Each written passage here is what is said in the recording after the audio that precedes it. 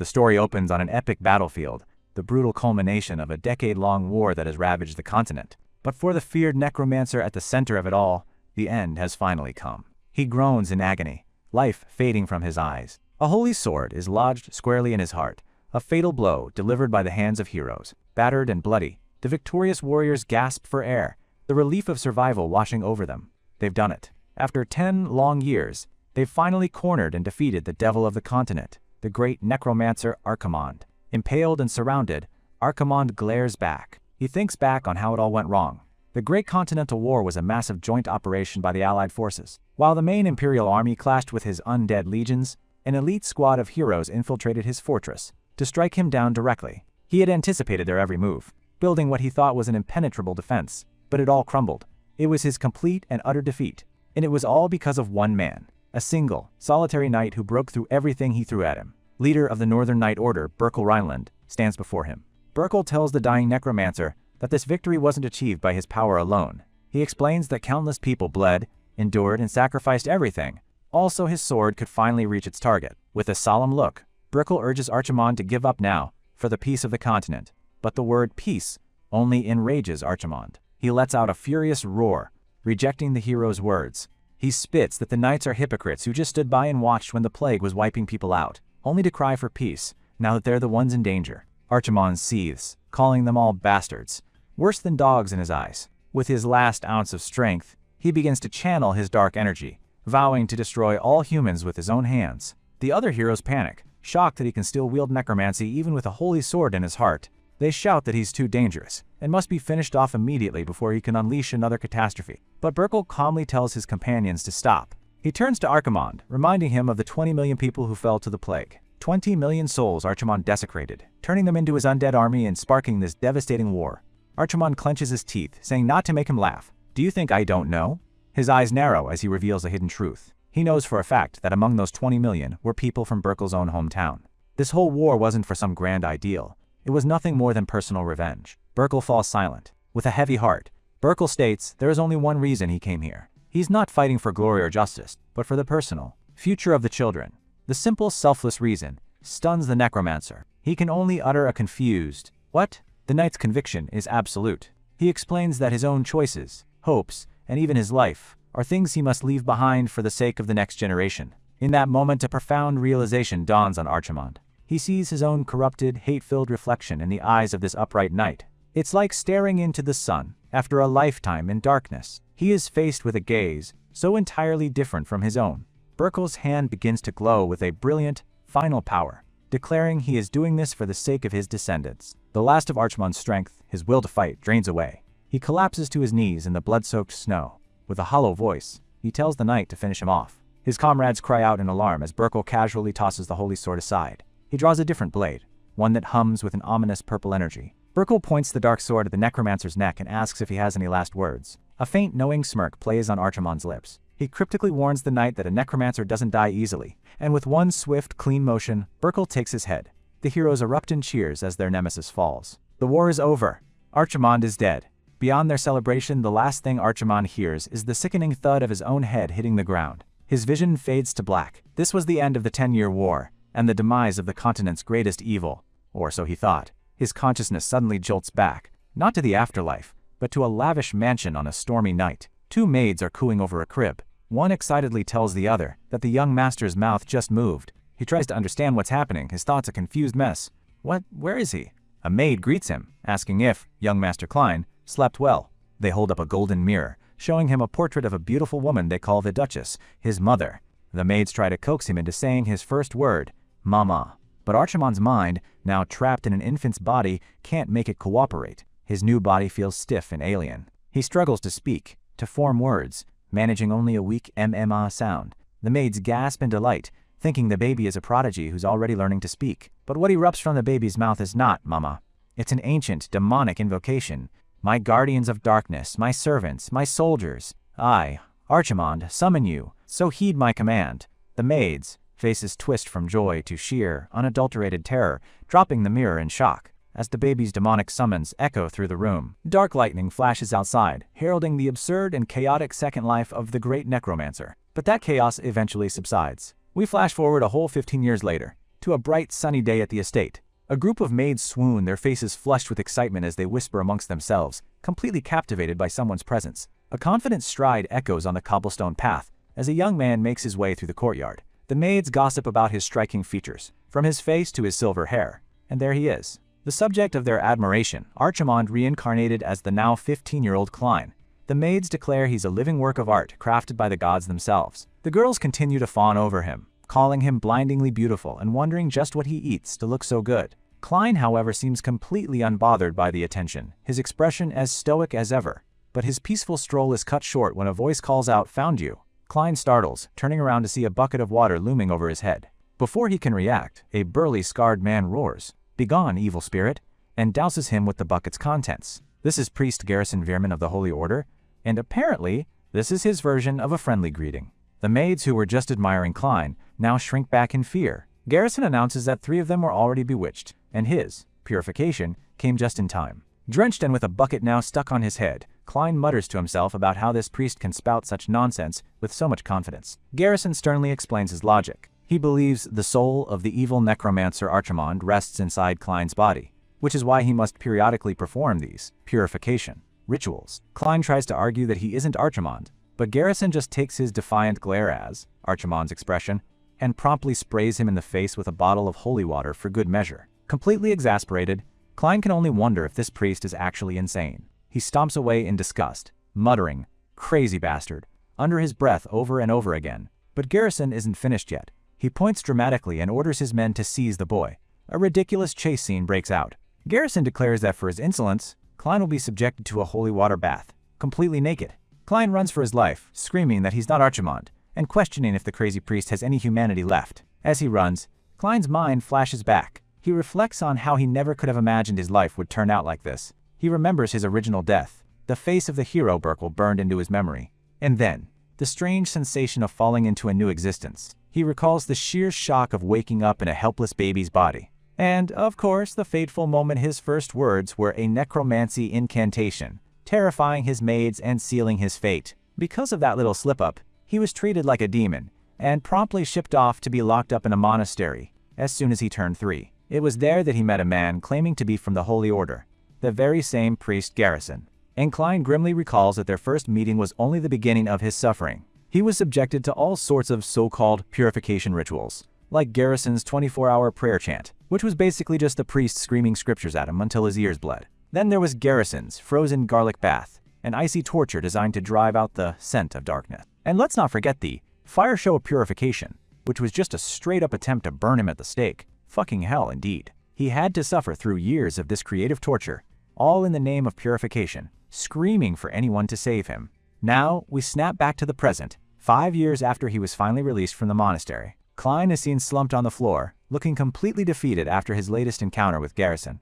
On his head is a ridiculously cute, cone-shaped party hat. His personal maid, a young girl named Arin, kneels and prays earnestly for him. She wishes for young Master Klein to live proudly as a descendant of heroes and become a healthy member of the family. But Klein is in no mood for prayers. His eye twitches with annoyance. Finally, having had enough, he rips the hat from his head and throws it to the ground, yelling in frustration. Arin gasps, on the verge of tears, as she sees the handmade hat she thought she made for him discarded on the floor. A pang of guilt hits Klein. He immediately regrets his outburst, thinking she must have poured her heart into making it with her tiny hands. He apologizes and bends down to retrieve it, intending to smooth things over. But, just as he's about to pick it up, Arin quietly informs him that Priest Garrison was the one who made it. Klein's entire body freezes, his face contorting in a mask of pure, unadulterated horror. And speak of the devil, Garrison himself appears in the doorway, calling out to young Master Klein. The priest is dabbing a tear from his eye, overcome with emotion. He's genuinely moved that Klein wore the hat he'd spent an entire week painstakingly knitting. With a terrifyingly cheerful smile, Klein declares he's absolutely not wearing it, and proceeds to rip the cursed hat into tiny, irreparable pieces. Garrison's face darkens instantly as he shouts that Archimond's evil soul has appeared. Klein screams back that he wants his moment of guilt back, slamming the door in the priest's face. Just then, a man named Dunkel, the captain of the Red Chariot Knight Order, arrives and asks Garrison if the purification ritual is over. Dunkel seems skeptical of the whole situation. He points out that the rumor about Klein being Archimond is over a decade old, and even the Holy Order has cleared him of any suspicion. Suddenly, Klein, who had been sulking, lunges at Garrison and grabs his face in a comical display of aggression. Garrison, being a mountain of a man, casually swats him away like a fly while assuring the captain that everything is taken care of. Klein lies on the floor. Defeated, he thinks how that crazy bastard wouldn't pretend to listen when he spoke, but he plays along when a knight captain talks. The boy concludes that the priest is just a cunning politician. Garrison announces that he'll be taking his leave, but not before turning back with a sinister glint in his eye, adding that there's always a possibility of the evil resurfacing. Klein breaks into a cold sweat. This guy is never going to let it go. The priest finally turns to walk away, but he can't resist one last bit of torment, popping his head back in the door with a cheerful wave. He reminds Klein that the next ritual is on Friday, and tells him to wash up and be pure.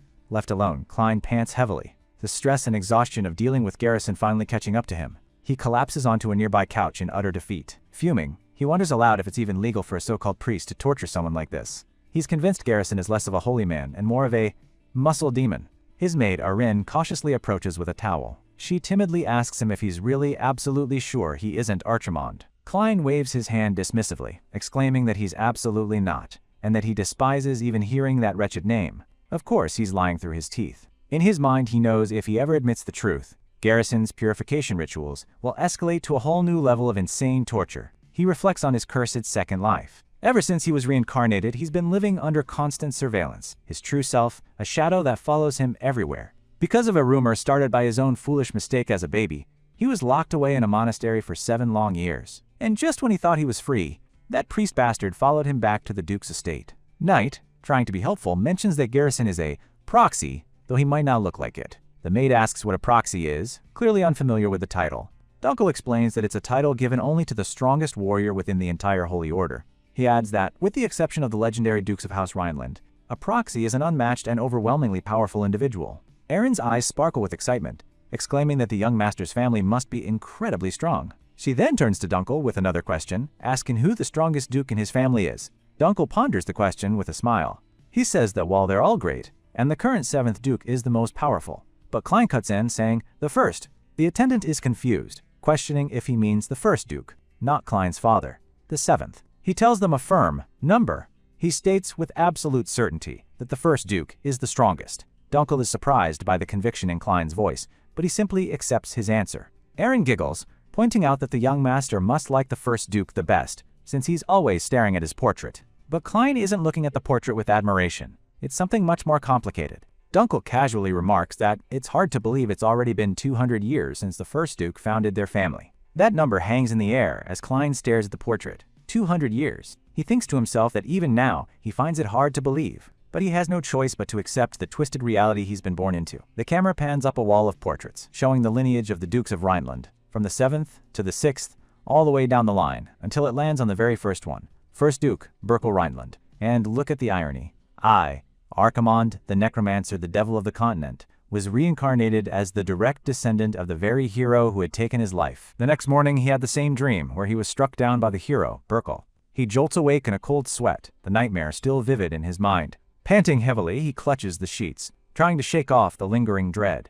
Brushing it off as just a crappy dream, he tries to compose himself. He tugs at a lock of silver hair, a constant reminder of the body he's been forced into, muttering that he still can't get used to it. Suddenly, a looming silhouette in the doorway startles him. A deep voice points out that young Lord Klein talks quite heavily in his sleep. It's none other than Priest Garrison. Garrison smirks, condescendingly asking if he was dreaming of his good old days as Archimond. Klein internally curses the priest, reminding himself to play dumb in front of this psycho. He stammers, trying to come up with an excuse about just being tired lately, when a small figure latches from under the bed. She declares that she heard everything, the entire sleep-talking episode. She even starts to act it out, mimicking his supposed shouts to destroy the continent and kill them all, while Garrison watches with keen interest. Klein panics, trying to shut her up and denying he ever said such things. But before the situation can escalate further, a polite knock comes from the door. It's the butler, a man named Veerman. Garrison, hearing Arn's report, ignores the butler and practically bursts into flames, deciding that the young lord will need double the purification time now. Klein can only groan in despair as he covers Erin's mouth, realizing she just made things a whole lot worse. He growls, telling the crazy priest not to make him laugh as we transition to the Grand Rhineland estate. Veerman informs them that there's a swordsmanship demonstration, and His Grace the Duke has requested Klein's attendance. They set off through the grand halls of the manor. Klein is surprised, noting that his father has never called for him before. As they walk, Arin spots a snack Klein is holding and timidly asks if she can have it. Veerman immediately begins to scold her for making such an impertinent request of the young master. But Klein waves him off, telling him not to be so hard on the girl. He hands her the treat, and she happily munches away, much to the butler's silent disapproval. Putting the moment behind them, Klein wonders again why he was summoned. The butler explains that members of the Branch family have arrived. Klein's mood immediately sours at the mention of the Branch family. He internally labels them as annoying pests who have come to cause trouble. And sure enough, he's greeted by a crowd of foppish, sneering relatives. They spot him from across the hall, their disdain clear on their faces. They don't even bother to hide their mockery, with one of them loudly telling the others not to call him Klein, but Lord Archimond instead. Another cousin chimes in, snidely asking for stories about the 7 years he supposedly rotted away in a monastery. These are his maternal cousins from his father's side, and they're a real piece of work. He then spots another group, the ones from the Northern Branch, who seem to have come just to stuff their faces. And somewhere in the crowd are his Western cousins, including one particularly striking young woman, who watches the proceedings with an air of boredom. Klein internally notes that this particular girl is definitely something. One of the cousins snidely remarks how someone like Klein could even be a part of their Rhineland family. He ignores them completely, walking past without a second glance. This of course only angers them more, and they yell at him for ignoring his elders. He knows the only reason these unfamiliar relatives are acting so bold is simple. The prestigious Rhineland family is falling apart. The fact that they, from branch families, dare to look down on him, a direct descendant, says it all.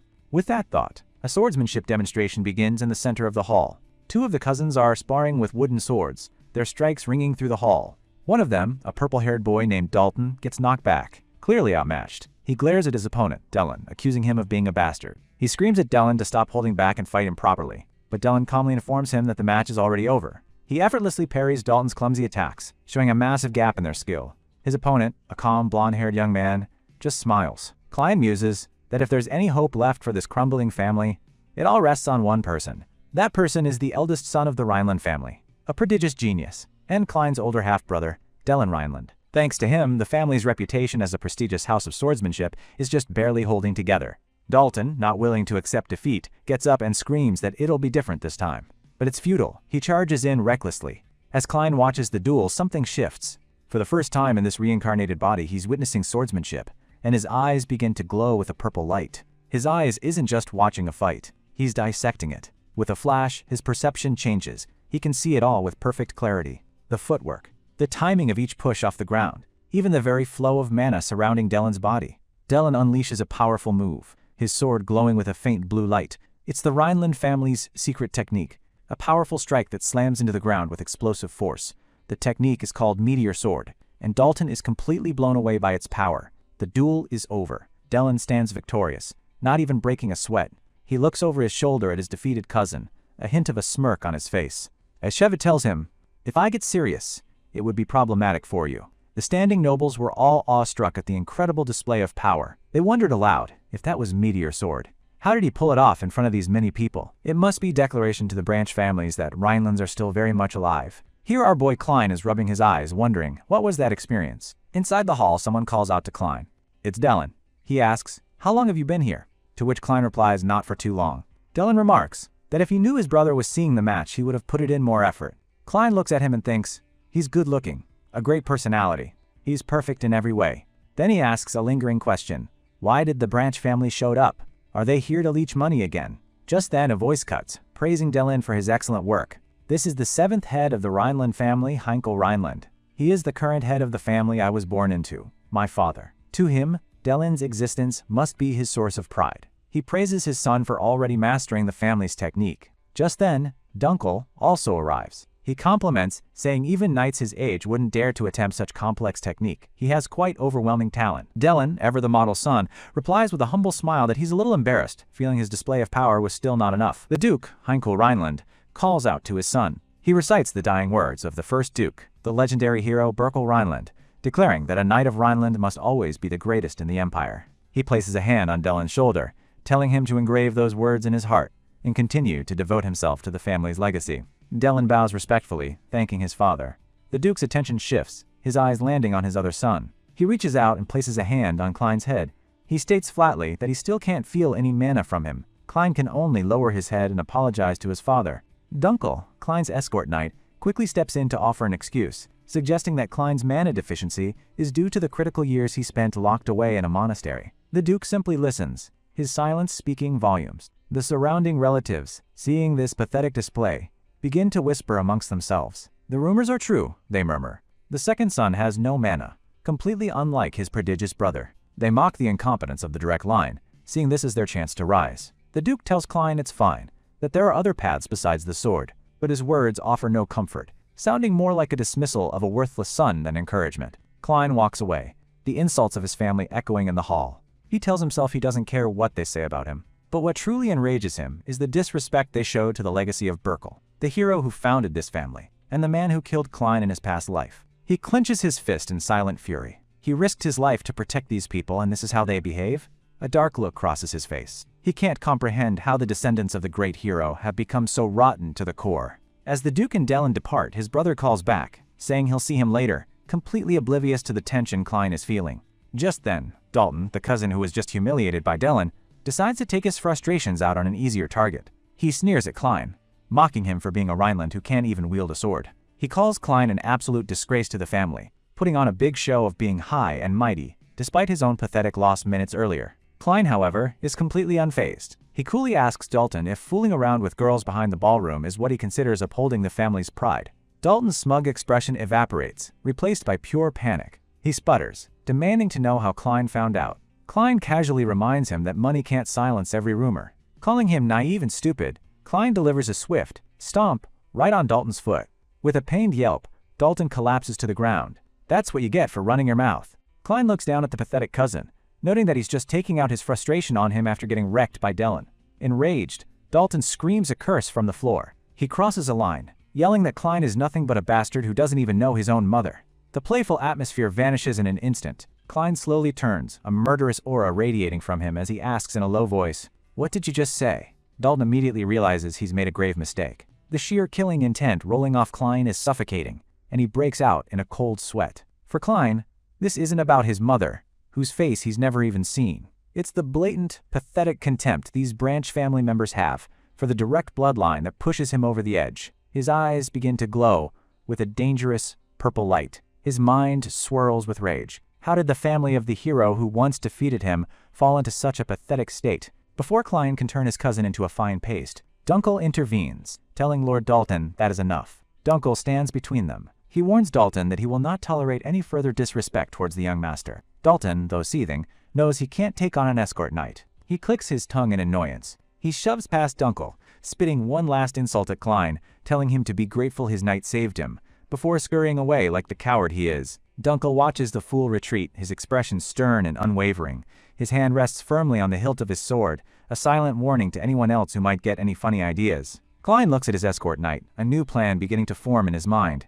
He calls out Dunkel's name, his voice calm despite the rage he just felt. Later that night, the scene shifts to a misty, secluded training ground. Klein has brought Dunkel here for a special request. Dunkel presents a steel sword to Klein, looking utterly confused as he hands it over. He asks the young master why on earth he would need a sword at this time of night, especially since he can't use mana. Klein takes the sword, ignoring the question. He takes a few experimental swings, trying to recall the exact movements Dellen made earlier in the day. Dunkel watches, realizing Klein is trying to mimic the family's secret technique, the meteor sword. Klein tells him to head back inside, saying he has something he needs to check alone.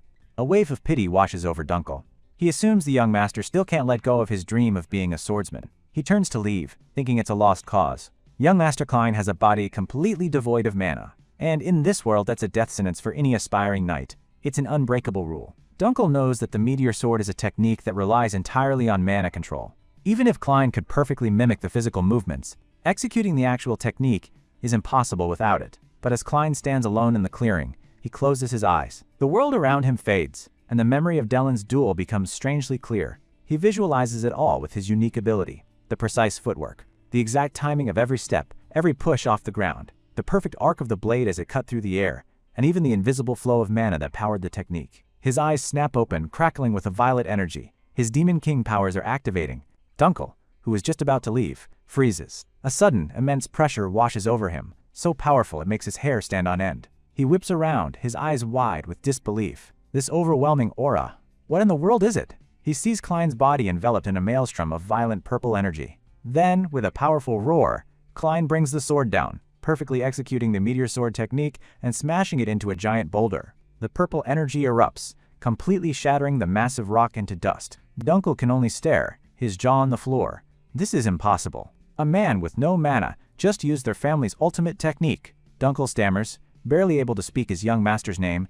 A slow, wide grin spreads across Klein's face. He can't believe it. It actually worked. The next day, little maid watches on, her eyes wide with a mixture of confusion and fear. Priest Garrison can only stare in utter disbelief, a single bead of sweat betraying the shock that has rendered him speechless. The scene cuts abruptly to a far less epic moment, as Klein's head is being forcefully held down in a bucket of cold water. Garrison proudly declares that the young master's training is progressing well. He can now hold his breath underwater for over a minute. Auden, ever the supportive maid, cheers that her master is basically a fish now. Finally allowed to surface, Klein gasps for air, looking less like a fish and more like a drowning cat. As Garrison seriously considers using a fish tank for the next purification ritual, Klein explodes, demanding to know why this torture is taking even longer than usual. Garrison calmly informs him that the ritual is over, explaining with a chuckle that he'd felt a particularly ominous aura coming from Klein's room today. As the servants help him recover, Aaron sweetly offers him a towel. Their strange morning routine is interrupted by Dunkel bearing a letter. He announces that an invitation has arrived from Lord Dalton. Klein, still soaked and confused, asks who that is, the name barely registering. Dunkel reminds him that Dalton is the cousin who was humiliated by Dellen the other day. Apparently, he wishes to apologize for his rude behavior at the training grounds. An apology? Klein is immediately suspicious, recalling the insults the little weasel threw at him. He opens the letter and discovers it's an invitation to a hunting competition. In the background, Aaron demonstrates her own unique form of cleaning by face-planting onto the floor. Klein's eyes narrow. The apology is clearly a flimsy excuse. Dalton is definitely planning something and needs a pretext to lure him out. Dunkel asks if he's planning to go. Klein gives a slight smirk. There's absolutely no reason to refuse. After all, since that night at the training grounds, he's discovered a new ace up his sleeve. His gaze drifts to the sword resting against the wall, a reminder of his breakthrough. He replays the memory of Dellen's swordsmanship in his mind, analyzing every detail. It was then he realized something incredible about his new body and old powers. He now knows, with absolute certainty, that he can perfectly replicate any technique he has seen at least once. After a moment of silence, Dunkel simply says he understands and will prepare the carriage. However, Garrison steps in. Hearing the words, hunting competition, he immediately offers to accompany the young master. Klein is not having it. He vehemently refuses, pointing accusingly at the priest and demanding to know what nonsense he's plotting now. Priest reminds Klein of their conversation. Priest simply states that for some reason, he feels an unusually ominous aura surrounding the day's events, and so his mind is made up. The carriage sets off towards the western forest, with Klein's uninvited priest in tow. The journey is far from smooth, as the carriage rattles along the rough, unpaved forest path. Inside, Aaron has succumbed to a severe case of motion sickness and is sleeping peacefully on Garrison's lap. Seeing Aaron's green-tinged face, Klein sighs, telling her she shouldn't have come. He then offers his own pillow. He explains that the western forest terrain is notoriously hard on first-time travelers. Garrison is momentarily stunned into silence by this small act of kindness. He becomes genuinely emotional, his eyes welling up as he thinks about how much the young master has matured. Klein then turns furious, saying, "That pillow is for Aaron, not you, bastard." He turns his attention to the passing scenery, a distant look in his eyes. He remarks internally that this place has changed a lot. He remembers the last time he was here, 200 years ago. It wasn't a lush forest, but a frozen wasteland covered in the snow and the corpses of his enemies. He marvels at how the land has recovered, the ice sheet of his past now a verdant landscape. It's a testament to the power of his old rival, the hero Burkle, as expected of the man who killed him. His trip is cut short as the Dunkel announces their arrival. They pull up to a massive, opulent building, the Cornwell family estate. Stepping out, Klein takes in the view. So this is where that punk Dalton lives. He can't help but notice that the Branch family's mansion is even more extravagant than the main Rhineland estate, home to one of the Empire's 3 great duchies. All this wealth is being flaunted for a simple hunting competition for children. Klein scoffs at the decadence. Suddenly, a familiar, slimy voice calls out his name, snapping him out of his thoughts. It's Dalton, looking smug as ever, flanked by a pack of snarling, half-starved hounds. He greets Klein with a sneer, boasting about the estate's high ceilings and thick walls. He then gloats that this was all built with money they'd squeezed from Klein's direct family line, mocking him for being too naive to understand how the world works after being locked away for 7 years. But Klein isn't listening. His eyes are fixed on the hounds. They're all skin and bones, clearly emaciated. He cuts Dalton's monologue short, coolly asking when this hunting competition devolved into chat time. Dalton just laughs, calling him an impatient bastard. He tells Klein he's prepared something special and to watch closely. With a flourish, Dalton unleashes the hounds, which go charging off into the grounds. He explains his twisted game. He scattered fresh meat all over the mountain to act as bait. The starving dogs, with their incredible sense of smell, immediately catch the scent and begin a frantic search for food. As the crazed beasts run wild, Dalton draws a bow, a sickeningly cruel grin spreading across his face. An arrow flies, finding its mark not in a wild boar or a deer, but in one of the emaciated dogs. This isn't a hunt. It's a massacre. As Dalton and his cronies use the starving animals as live target practice, the villain laughs maniacally, cackling with glee as he congratulates himself on a successful hunt. Just then little Erin wanders the halls, calling out for her young master. Dalton spots her. He recognizes her as the maid who's always with Klein. He approaches with a predatory look, patting her head and wondering aloud what use a little brat like her is to anyone. His smile turns into a lecherous sneer as he tells her he'll give her something else to do. But his victory is short-lived. A hand, strong as iron, suddenly clamps down on his wrist, stopping him cold. It's Klein. His voice is dangerously low as he tells Dalton to let her go. He adds a chilling warning before he breaks his arm. Dalton scoffs, wrenching his wrist from Klein's iron grip. He pushes Klein, yelling at him to stop acting so tough. Scrambling onto a nearby horse, Dalton flashes a crazed, shark-toothed grin, daring Klein to follow him. But before giving chase, Klein turns back to the loyal Dunkel, a serious look on his face. He hands his attendant a strange, ancient-looking scroll, revealing he has a backup plan. The item is identified as a signal magic scroll, a one-time use artifact capable of sending a signal even without mana, simply by tearing the paper. Klein explains his plan, voicing his suspicion of the priest who insisted on coming. He tells Dunkel that if Garrison suddenly disappears, it's a sure sign that something has gone terribly wrong. In that event, Dunkel is to tear the scroll immediately. A linked crest will then appear on Klein's hand, alerting him to the danger. With his contingency set, Klein mounts a horse and gallops after Dalton, leaving a stunned Dunkel. As dust settles, the sky darkens, painting an ominous backdrop for the impending confrontation. Klein rides hard through the western forest, easily tracking the trail left by his cowardly cousin. He knows Dalton couldn't have gotten far. It's only a matter of time before he catches up. He finally arrives at a clearing, only to find Dalton casually waiting for him, licking his sword amidst the corpses of the dogs he slaughtered earlier. The villain mockingly welcomes Klein, commenting that he's a little late to the party. Klein dismounts, his eyes cold as he scans the grim scene. He calmly asks what fresh hell Dalton is trying to pull. The ground is littered with the lifeless bodies of the hounds, a testament to Dalton's cruelty. Dalton stands with his own blade drawn, a twisted smile on his face. He announces that this is the grand finale of today's so-called competition. The two cousins face off in the moonlit clearing. Dalton's true colors are finally revealed as he declares that Klein is the last prey he intends to hunt tonight. Dalton cackles, explaining his plan in detail. He's going to cut off Klein's head, present it to Dellen, and prove once and for all that the Rhineland family is nothing but a joke, an empty shell with no power. As if on cue, a horde of armed men emerges from the shadows, surrounding Klein.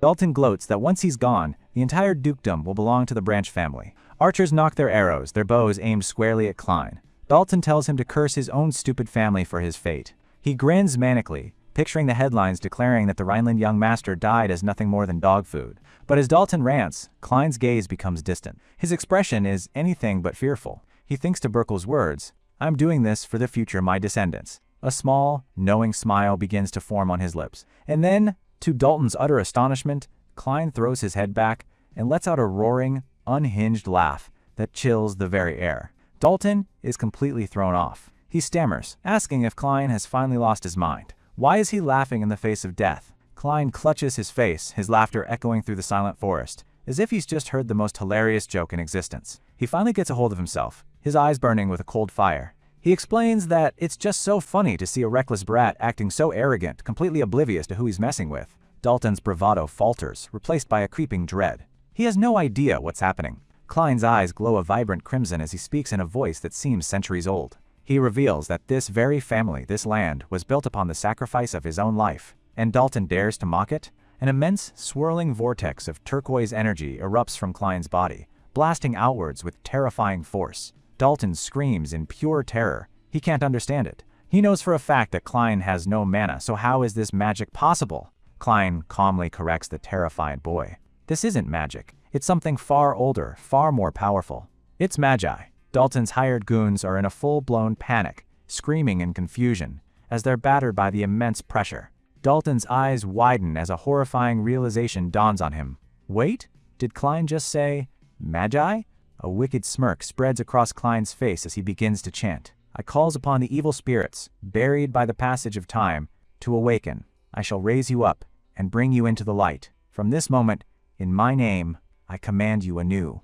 The ground itself begins to writhe and crack, pulsing with a sickly turquoise light as skeletal hands claw their way up from the dirt. Dalton's mind shatters. He recognizes the name he screams into the night: Archimonde. An entire legion of skeletal warriors, the legendary Archimonde, rises from the earth, their eye sockets burning with malevolent red light as they surround their new master. With a look of pure, ecstatic villainy, Klein gives his final command: "Until none are left of their resentful souls, devour them all." A haunting memory resurfaces, one Klein thought he had forgotten. Battlefield filled with skulls. 200 long years have passed since those days. But even after 2 centuries, the feeling lingers. The spectral hands of the dead are still reaching for him, their voices calling out his name. It is a nostalgic sensation, a resonance with the fallen, the afterimages of countless battles and the weight of memories flooding back into his soul. He clenches his fist, embracing the familiar dark energy. The power he once wielded feels as natural as breathing. Across the clearing, Dalton's mind is completely shattering. He screams that this is ridiculous, that it simply can't be happening. But it is. Before him stands Klein, no longer a helpless young master, but the commander of an undead legion, the legendary Archimonde. With a chillingly calm smile, Klein confirms the terrified boy's worst fears. Yes, he was indeed once called by that name. Dalton's hired goons can't believe what they're hearing. Archimonde?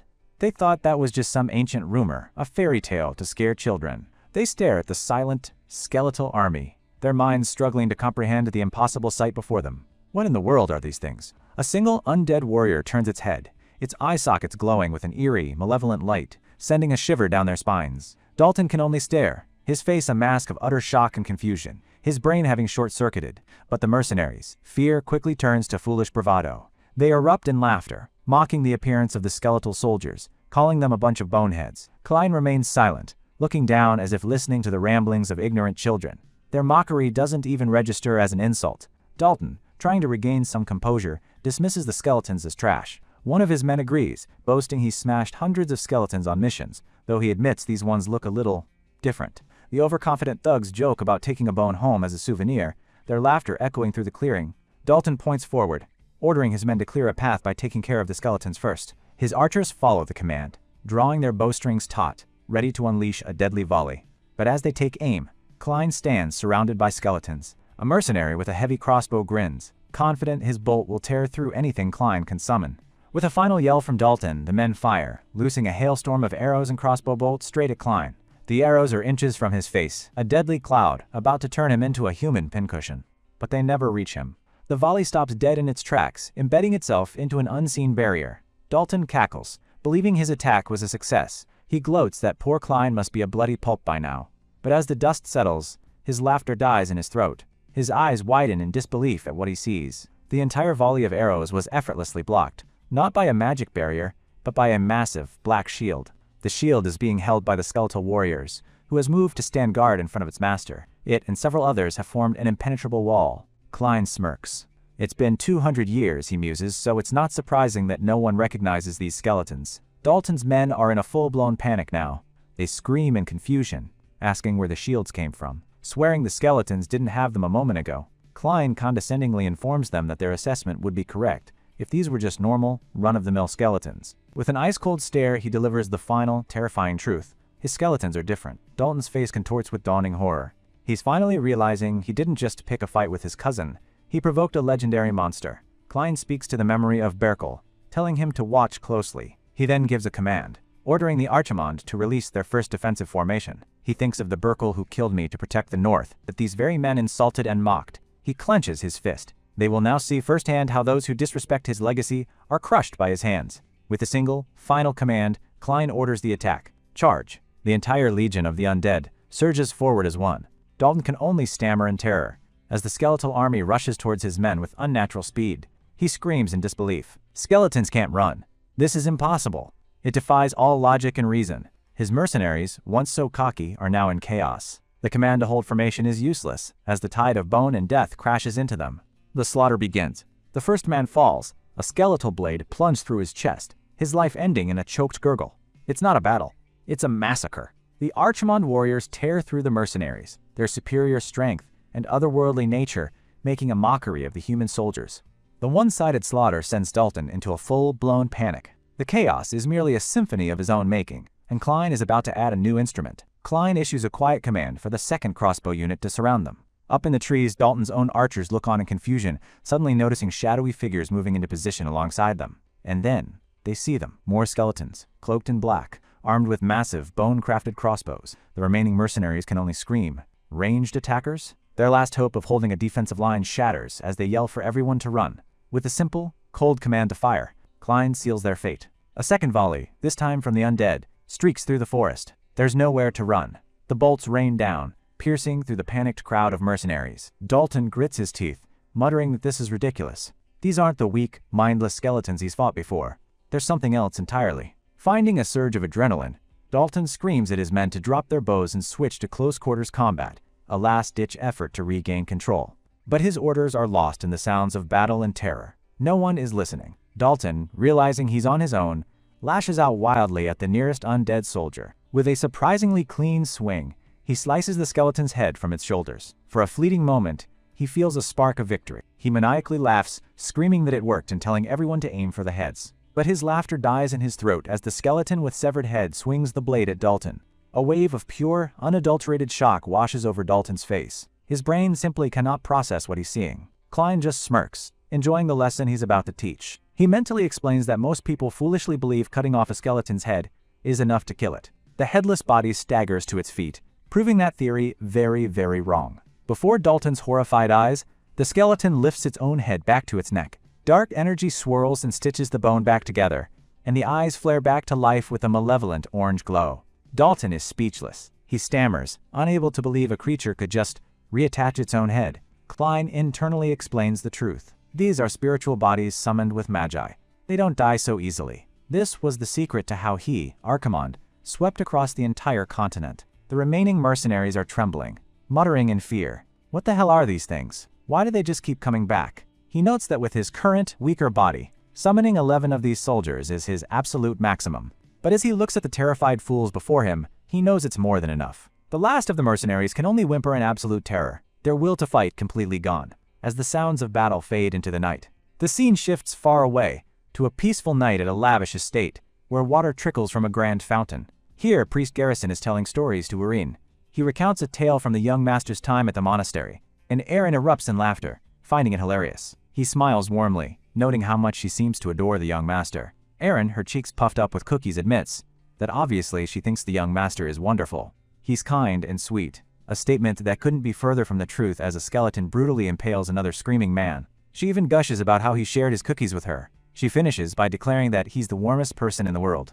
Back in the forest, Dalton is on the edge but not yet finished. He swings his sword desperately. He manages to shatter another skeleton's head, but it's a pointless gesture. Black tendrils of magi instantly begin to knit the bones back together. Gritting his teeth in pure rage, Dalton curses the bone bastards. He realizes his only hope is to somehow stop them from regenerating. And then it hits him. The key isn't the skeletons. It's the summoner. If he can just take out Klein, the undead should fall. Ignoring the skeleton, he lunges forward, mustering every last bit of his strength. He screams Klein's name. Roaring at him to stop playing dead, Dalton raises his sword high, determined to end this one way or another. He brings his sword down with a powerful swing, aimed directly at Klein's head, but Klein's eye flashes open, now glowing with a sinister purple energy. His unique ability has been activated. With the power of his eye, he can see and recall any technique he's witnessed. Dalton freezes, his eyes wide with shock. He recognizes the energy, the stance.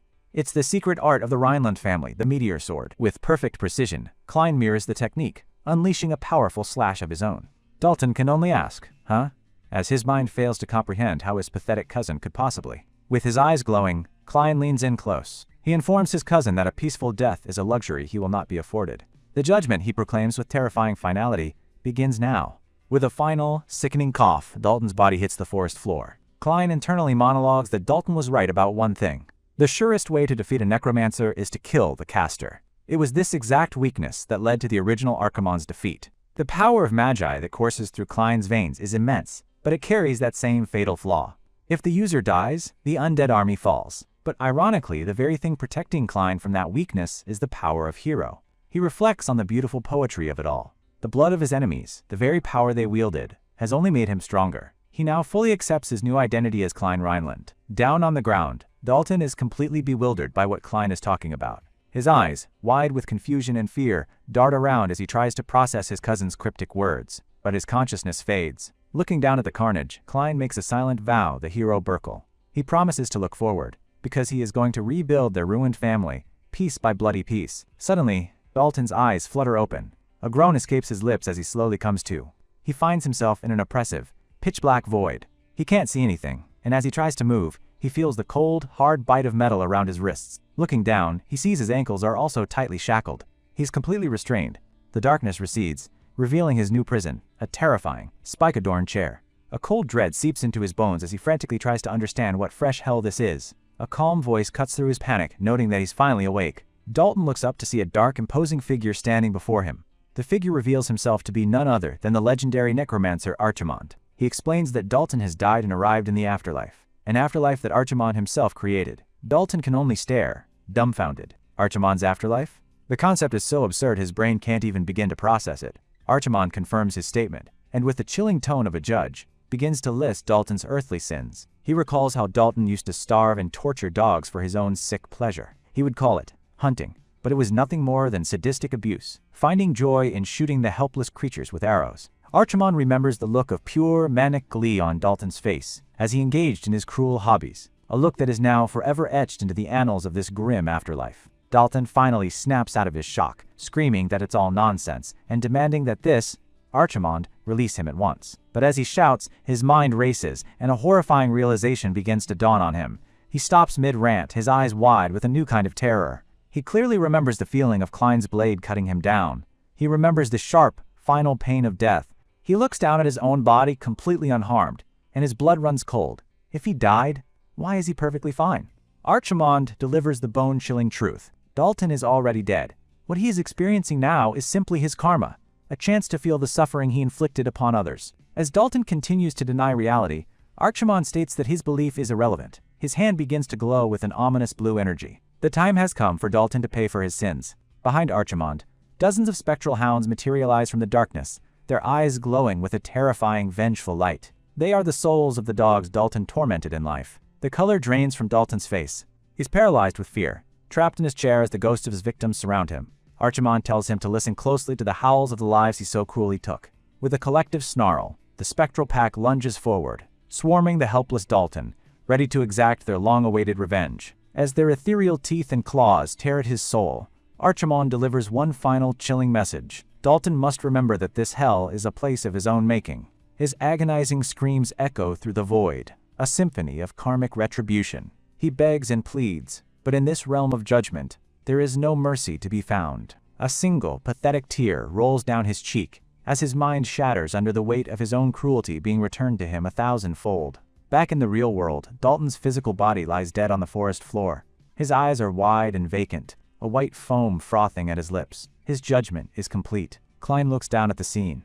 The chaos finally settled. The forest is quiet once more. One of his skeleton soldiers lets out a guttural screech, snapping Klein out of his thoughts. Klein turns to his loyal soldier. He acknowledges that it followed his orders perfectly, and now it's time to repay that loyalty. With a wave of his hand, he declares that as a reward, he will break the curse binding the skeleton's soul and grant it true freedom. The soldier begins to glow and dissolve into beautiful particles of turquoise light. Klein watches as the soul is finally laid to rest, its essence scattering into the night wind. He muses to himself that true death is when one's bones are shattered and scattered, a permanent end. It makes him wonder about his own fate. If that's true death, then why was he, Archimond, brought back to life? What is his purpose here? His existential crisis is cut short by a new voice from the trees. A mysterious, cloaked figure remarks on how unexpected it is to see young Master Klein practicing necromancy. Klein's head whips around, his guard instantly up.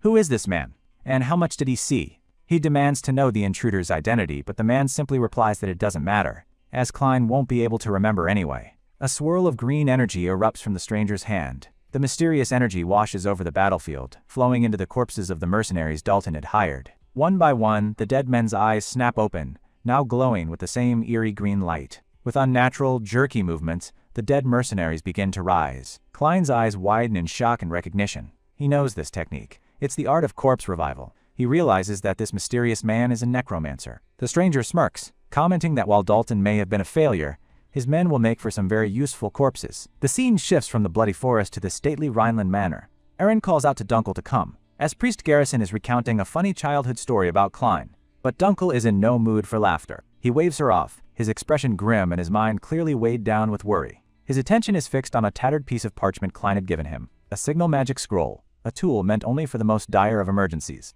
Dunkel's unease grows with every passing moment. It's been 3 long hours since Klein and his cousin Dalton ventured into the forest, and there has been no word from either of them. Deciding he can't wait a second longer, Dunkel prepares to ride out, only to be stopped by 2 guards. The men try to stall him, claiming the hunting competition is still ongoing, but Dunkel isn't buying their excuses. His eyes narrow, scanning the men with growing suspicion. That's when he sees it. The crest on their armor isn't the Rhineland sigil. It's the bull of the Conwell family. These aren't allies, they're Dalton's men. Dunkel's voice becomes ice. He reminds them exactly who he is, the commander of the Rhineland family's Night Order, and young Master Klein's personal escort. With a gaze that could cut steel, he warns them that if they dare to get in his way again, he will not stand idly by. The 2 guards can only swallow their fear, realizing they've severely underestimated the man in front of them. Dunkel turns to Erin, his tone softening slightly. He instructs her to go back to the mansion with the priest, where it's safe. Erin looks on, her face a mask of confusion and concern. But she delivers a shocking piece of news that makes Dunkel's blood run cold. The priest is gone. He left suddenly, without a word, looking extremely serious. Dunkel freezes. He remembers Klein's ominous warning, that the priest was suspicious, and if he disappeared, it meant trouble was brewing. Cursing under his breath, he leaps onto his steed. The pieces of the puzzle are falling into place, and they form a terrifying picture. It was a trap all along. Without a moment's hesitation, Dunkel rips the signal scroll with his teeth, activating its magic. He spurs his horse into a desperate gallop, racing toward the forest, certain that his young master is in mortal danger, and he couldn't be more right. Back in the forest, Klein finds himself cornered, facing an army of the dead. Worse still, his reserves of magi are completely depleted from the intense battle with Dalton, leaving him unable to use his necromancy. A bead of sweat rolls down his temple. He knows he's in a bad spot and can't last long against this undead horde. The mysterious necromancer, sensing victory is at hand, points a commanding finger towards Klein. He gives his corpses a single chilling order: eliminate young Master Klein. The zombies lurch forward, a wave of death. But just as they close in, Klein clenches his fist, a defiant smirk playing on his lips. This fight is far from over. Signal magic symbol flares to life around his hand. He scoffs at his opponent. Did he really think they were the same just because they both command the dead? What a laughable assumption. With a glint in his eye, Klein gives the cloaked figure a simple message. You are so screwed. The enemy necromancer can only stare in disbelief. What is this power? Where is it coming from? Before he can process what's happening, the entire battlefield is engulfed in a blinding, roaring pillar of golden light. This is no dark art. It's a divine purge. The reanimated corpses are instantly incinerated, their corrupted forms returning to dust in the holy flames. The source of this incredible power is revealed. It's the priest Garrison, looking less like a humble clergyman and more like a battle-hardened inquisitor. He chants a prayer, calling upon the light to grant eternal rest to the dead. As the divine light fades, Garrison's imposing silhouette stands over the battlefield. The cloaked necromancer is completely shell-shocked. He demands to know the identity of this person. The man introduces himself as Garrison Veerman. A proxy of the Holy Order is here to pass judgment on the darkness. The necromancer is shell-shocked. A proxy of the Holy Order?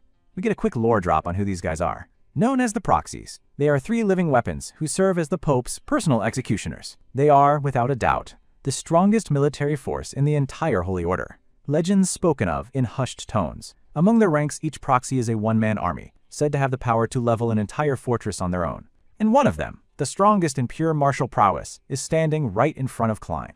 The enemy necromancer can only shield his face, getting blasted by the holy aftershock. Klein can only watch as his unexpected, and frankly terrifying, backup arrives. Garrison flashes a confident smirk. He tells the young master not to worry, for he has arrived. The undead, mindless and driven by dark magic, continue their shambling advance, completely unaware that they're walking into a holy meat grinder. The zombies let out guttural roars, their glowing eyes filled with malice, but it's completely useless against the agent of divine wrath. Garrison uses his holy book, not for preaching but for bludgeoning. He smashes a zombie's face in with the literal word of God. He moves like a storm, a whirlwind of holy light and devastating physical blows, tearing through the undead horde like they're made of paper. His eyes glow with righteous fury as he declares judgment upon the sinners. He tells them to beg and plead, and in return, he will grant them a baptism of fire. He promises to wash away their sins, a promise he keeps by literally exploding a zombie's head with a holy infused punch. The last of the undead make a final desperate charge, hoping to overwhelm him with numbers. Garrison simply plants his feet on the ground, pushes himself with great force. With fists glowing with divine energy, he meets the wave of death head-on, the heads of the undead in an instant move. With a cold, hard look, he tells his victims that what he's doing is both mercy and judgment. The enemy necromancer can only watch in horror. This is insane. Why is a proxy of the Holy Order here? This level of power is just absurd. Surveying the scene, he sees his entire undead army wiped out in seconds by a single man. The tables haven't just turned. They've been flipped, smashed, and set on fire. Panic sets in. He curses, yelling that this wasn't part of the plan. With his tail between his legs, he makes a break for it. But escape is not an option. A voice calmly asks where he thinks he's going, and the necromancer turns to see Garrison lifting him by his head with a single hand. He's trapped. The necromancer lets out an ear-piercing shriek, his face contorted in pure, unadulterated terror. Garrison looks down on the pathetic creature. He coolly informs the man that he's not done yet. He hasn't even finished the prayer. Tears of blood and terror stream from the necromancer's eyes as Garrison tells him to be thankful for the judgment he is about to receive. With a final declaration, "In the name of the light," Garrison delivers makes his grip stronger, blasting the head in a spray of blood. It knocked his eyeball clean out of its socket. Klein has been watching this entire holy beatdown, a single bead of sweat tracing a path down his temple. With the immediate threat neutralized, Garrison calmly walks towards Klein. Klein looks up at the approaching priest, a flicker of unease in his eyes. Garrison reaches out a hand, still stained with the dark blood of the undead he just obliterated. He grabs Klein's shoulder, and our young master can't help but flinch. Garrison smiles, explaining that he sensed the energy of necromancy and rushed over immediately. His gaze sharpens, locking onto Klein with unnerving intensity. The powerful necromantic energy he sensed, it doesn't seem to have come from the defeated enemy over there. Klein's blood runs cold. He can feel the killing intent radiating from him. One wrong move, and he's dead. But just as the standoff is about to explode into violence, a rider appears in the distance, screaming Klein's name. The timely interruption comes from Dunkel, Klein's loyal subordinate, who's just arrived on the scene. Garrison's death grip loosens slightly as he and Klein both turn towards the sound. The tension finally breaks, and the strain of using his powers hits Klein all at once. Blood trickles from his lips as his body starts to give out.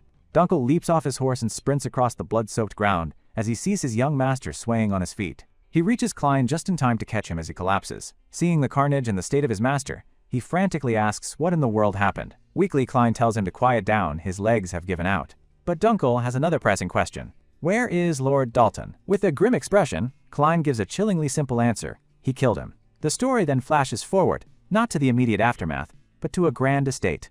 It seems Klein's actions have landed him in some very hot water. Inside a formal hall, a hand slams down on a table in rage. The accusation against Klein is being debated, and not everyone is happy. This is Count Delkin Conwell, the father of the deceased Dalton. He's absolutely losing it, refusing to believe his son would do anything wrong. He stands before a council of nobles, furiously defending his son's honor. He claims it's impossible for his son, a proud knight, to be an assassin, and that Klein is framing him. Presiding over the meeting is Klein's father, the Duke Heinkel Rhineland. He calmly states that despite long hours of intense interrogation, Klein has not once changed his statement. And then, he drops the first piece of evidence. He holds up a document, telling the court that there's more to the story than the Count is letting on. It's a record, bearing the Conwell family seal, showing that their domain dispatched 20 private mercenaries right around the time Klein and Dalton disappeared. It seems Dalton was definitely plotting something. The Count starts sweating bullets. He can't believe they were so sloppy. Internally, he curses his men for leaving evidence behind. But he's not ready to give up yet. In front of the entire assembly, he shifts his tactics. Even if Dalton was plotting something, it doesn't make sense. Other nobles start to murmur in agreement. They point out that Dalton was a skilled knight, while Klein is famously useless with a sword. Even Heinkel confirmed Klein has zero magic power. So how could he have possibly killed Dalton? The Count sees his opening and takes it. His plan is falling apart, but if it comes out that his son tried to kill a direct lineage lord, his entire family is finished. So he decides to change his approach entirely, going on the offensive with a wicked grin. If he can't defend his son, he'll just have to destroy Klein's credibility. He begins a vicious character assassination, reminding everyone that Klein is the son of Archduchess Claire, a woman who was surrounded by bizarre rumors her entire life. Heinkel glares, warning the Count to watch his words, but the man is on a roll. The Count continues his tirade, spitting venom. He brings up Klein's childhood, how the boy used to run around claiming he was the Archimand. How can they trust the word of a known delusional against his honorable, knightly son? But before he can land his finishing blow, a calm voice cuts him off. The Count freezes. That voice, it couldn't be. All eyes turn to the entrance, where Klein himself descends the stairs, looking dapper in a suit and completely unfazed by the accusations. He coolly states that he's been listening to the Count's drivel. He lays out the facts. Dalton hired mercenaries, tried to kill him, and he merely killed him in self-defense. He even adds that an unknown assailant turned them into undead before Father Garrison of the Holy Order arrived to help. The Count can only stammer that it must be a lie. A dangerous smirk plays on Klein's lips. He asks a simple question. If that's a lie, then is the fact that he is Archimond a lie too? The Count recoils, clutching his head as if struck by a psychic blow. Klein made a vow when he killed Dalton. He will rebuild the family that was built upon his own death, and he will not stand to see it dirtied by vermin. Just as Klein is about to make his next move, a sharp knock echoes from the hall's main doors, interrupting the proceedings once again. The doors swing open, revealing a brilliant light. A new, and very important, player has just entered the game. It's Laya, commander of the Blue Holy Spear Knights, flanked by two of her subordinates. Klein instantly recognizes her. She was at the swordsmanship demonstration, but what is she doing here now? The nobles whisper amongst themselves, questioning what business a commander of the Folwyvern family's knight order has in this affair. Duke Heinkel answers for her. He permitted it. He explains that since Dalton had received a mission in her knight order, she has the right to attend the meeting. As an attendant takes her cloak, Laya's piercing gaze sweeps across the room. Her gaze lands directly on Klein, and for a moment, they just stare at each other across the hall. Laya calmly asks for a private word with Lord Klein. Our boy is completely taken aback. Why her? And why him? Duke Heinkel thinks for a moment before granting his permission, but tells them not to take too long. Klein reluctantly agrees, though he internally grumbles about how frustrating knights always are. But then he stops. This isn't a frustration, it's an opportunity. He quickly analyzes the situation.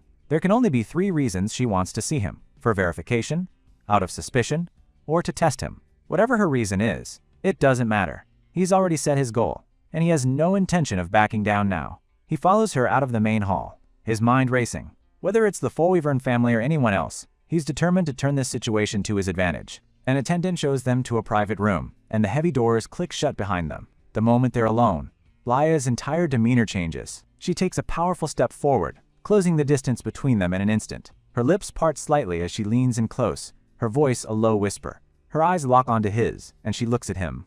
In a move that no one, especially not Klein, could have ever predicted, she slams one hand against the wall, trapping him, her leg pressing against his. Their faces are inches apart. Klein is sweating, his mind completely blank with shock, while Laya looks dead serious as she asks if she can touch him. This is Laya Ren Polwyvern, the eldest daughter of one of the continent's 3 great duchies. She's also the master of spearmanship and knight commander of the Blue Sacred Spear Knights. In short, she's a certified badass. And we get a quick reminder of just how badass she is. In a flashback to the Western Forest monster suppression, we see her facing down an entire horde of snarling, red-eyed orcs. They swarm her from all sides, axes raised, but Laya doesn't even flinch. She stands alone, a single warrior against an army of monsters. With a flash of her spear, the battle begins. She moves like lightning, her weapon a blur of blue energy as she meets the wave head-on. And when the dust settles, she is the only one left standing, amidst the fallen beasts. She single-handedly exterminated a horde of high-ranking monsters, all by herself. So when this absolute unit of a warrior wants a word with you, you listen. Back in the present, she gives Klein a cold look over her shoulder, telling him to hurry up and follow her. Our boy is a bit taken aback by her chilly demeanor. As they walk, she snaps at him not to try and act friendly, reminding him that they aren't even real family anyway. Ouch. Cousin zoned before he even said anything. Klein recalls what his father told him. His aunt is Duke Polwyvern's second wife, making Laya his cousin. A close family tie. On paper, at least. But as Klein knows, Laya is the daughter of the Duke's first wife. Biologically speaking, they don't share a single drop of blood. They're complete strangers. Once they're in a private room, Laya announces that what she's about to do is purely out of personal curiosity. Klein has no idea what's coming. And then bam! In a move straight out of a romance novel, she slams him against the wall. Their faces are mere inches apart. Klein is sweating bullets while Laya looks dead serious as she whispers her very strange question. Can she touch him? Klein screams, asking her what she means. Why would she suddenly want to touch him? Not one for pleasantries, Laya ignores his question, tells him to give her his hand, and grabs it before he can protest. She begins a surprisingly thorough inspection of his hand, noting that it has a soft and smooth texture, without a single scar or blister. It's like a baby's hand, she thinks. Klein's mind is racing, a combination of fear and total confusion. Why is this terrifyingly strong woman so interested in feeling up his hand? Laya explains her logic. While some well-trained swordsmen might not have calluses, their hands are never truly soft. The grip on a hilt hardens specific areas, like under the index finger, or the inside of the thumb. Tendon, she says, can't lie.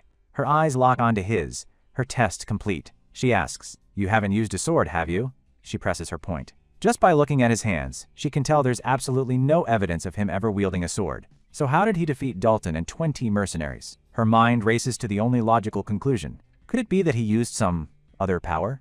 But before she can finish her thought, Klein shoves her away, breaking the intense atmosphere. He's tired of her games. He decides to go on the offensive, a smirk playing on his lips. He sarcastically asks if she's going to accuse him of being Archimon too. This catches her off guard, but Klein can see it in her eyes. This isn't just curiosity. She's gauging his reaction, testing him. He knows he's in a verbal minefield. Silence is an admission, and hesitation is confirmation. He realizes the only way out is to be more confident and crazier than she is. So, with all the unearned confidence in the world, he leans in with a smug grin and asks, "Yeah, what if I am?" Laya just scoffs. Him? Archimon? She thinks the idea is ridiculous, as if that's even possible. And then she delivers a critical hit that Klein never saw coming. She looks him up and down and calls him a brat. A brat? Klein's entire GigaChat persona shatters into a million pieces. He was ready for accusations, threats, maybe even a fight, but not this. He stammers, hoping he misheard her, but she confirms it with a cold stare. Nope, she said brat, and she'll happily say it again. She then proceeds to absolutely roast him. He's too small to be Archimon, his proportions are bad, and his voice and build lack any presence. The verbal assault is relentless. In a word, he's a little brat. The internal damage is too severe, and Klein's soul has left his body. Laya concludes her takedown. He's neither Archimon nor a swordsman. But then, she drops a bombshell. If someone like him, a powerless brat, could actually defeat a knight, then she'd give him her lips. Klein is left speechless, trying to process this sudden and very unexpected offer. A kiss? What? His brain is completely fried from the emotional whiplash. He's unable to think rationally, wondering if this is some bizarre political maneuver or a form of bribery. Having thoroughly confused and humiliated him, Laya turns to leave, saying they'll be late for the meeting. But she pauses by the balcony, gazing out at the setting sun. She adds one final cryptic comment. Archimon would never. And with that, she leaves him hanging. What would Archimon never do? We don't get an answer as she walks away, leaving a bewildered Klein to follow. They re-enter the main hall, their strange and intense conversation finished. The nobles are waiting. As he walks, Klein reflects on his situation. He admits he was too complacent. His reputation as the nuisance who was locked away for 7 years precedes him. Of course, no one would believe his claim of self-defense. They just see the problem child. His father, Duke Heinkel, immediately asks what he and Laya discussed in private. But Klein has a more direct approach in mind. Instead of answering, he pulls out a sword from his waist, shocking everyone, especially Laya. With a mighty crash, he slams the sword's point into the stone floor, the sound echoing through the silent hall. The entire assembly is stunned into silence, their eyes wide with shock at his bold and aggressive display. The tip of the blade is aimed squarely at Count Delkin. Klein announces that if they won't believe his words, he'll just have to prove his innocence himself. He declares they will settle this like men, the traditional northern way. He challenges the Count to a trial by combat. The Count can only stare in abject terror, unable to believe what he's hearing. For those who not know, a trial by combat is an ancient northern judicial method, used when a clear verdict can't be reached. There are no restrictions on weapons or techniques. It is a duel where anything goes. The outcome of the fight determines the official verdict. It's a brutal but decisive way to settle a dispute. Count Conwell looks like he's just seen a ghost. A trial by combat? He stammers, completely blindsided, demanding to know why Klein would resort to such a drastic and archaic tradition. Klein lays out his reasons with chilling calm. He reminds the Count that even with evidence that Dalton attacked first, the Count still tried to frame him. In that process, you insulted both me and my mother. Before the Count can even process this bombshell, Klein cuts him off with a dagger-like stare, telling him to hurry up and decide. After all, he wouldn't want to keep everyone else waiting, would he? The peanut gallery on the balcony is absolutely living for this drama. Murmurs ripple through the nobles. It's been a long time since they've seen a trial by combat, and they are ready for a show. The pressure mounts on the sweating Count, and just when it seems this couldn't get more official, Duke Heinkel weighs in with a grim expression. He declares that a tradition passed down since the first generation cannot be ignored. With his full authority as the head of the family, the Duke guarantees that the duel's outcome will be the final verdict, and in a massive power move, he renders all previously presented evidence completely void. Suddenly, the Count's fear melts away, replaced by a greedy realization. If all evidence is void, and this is a fight to the death, it's not a threat. It's a golden opportunity to legally eliminate the family's #1 problem child. The Count gets a nasty look in his eye. He feigns concern, asking if the young master will be all right, smugly reminding everyone that Klein has no mana. I'm planning to send another knight in my stead. But Klein's calm response tells him, it doesn't matter. He just tells the Count to get ready to watch another one of his lackeys get butchered, just like Dalton was. The absolute disrespect. The Count, seething but confident, accepts. The duel will take place in 4 days. The gauntlet has been thrown down. As Laya watches from the side with an unreadable expression, we get a peek into Klein's true intentions. This isn't just about clearing his name. He's using this duel as a stepping stone to show these branch family bastards who's really in charge and to completely overhaul the entire family. Later that night, the decision is already causing waves within the main family. Inside the mansion, a voice explodes with rage, screaming, "Absolutely not!" It's his older brother Delane, and he is completely losing it. He confronts Klein, who's just sitting casually, and screams at him, asking if he's out of his mind. A trial by combat?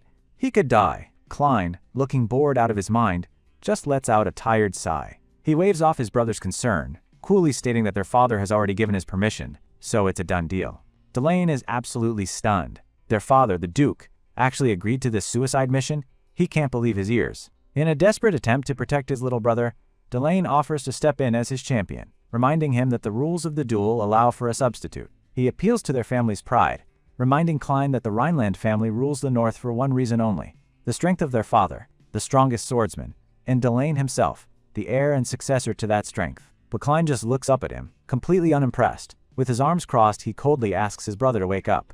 He spells it out for Delane. If he, the official heir of Rhineland, were to fight and be killed, it would give the vultures and the branch families a legitimate opportunity to tear their family apart. It's too risky. Klein's internal monologue reveals his frustration. He knows his brother is right, but he's tired of being unable to do anything simply because he's the heir. This duel is a necessary risk he must take to change his reputation. He stands his ground, telling Delane that he has no reason to yield this to him. This is his fight, and his chance to prove himself. And then we get a surprisingly tender flashback. Delane remembers the day Klein was born. He was so overjoyed to have a little brother that he came running to the nursery in a heartbeat. He recalls seeing the tiny baby for the first time.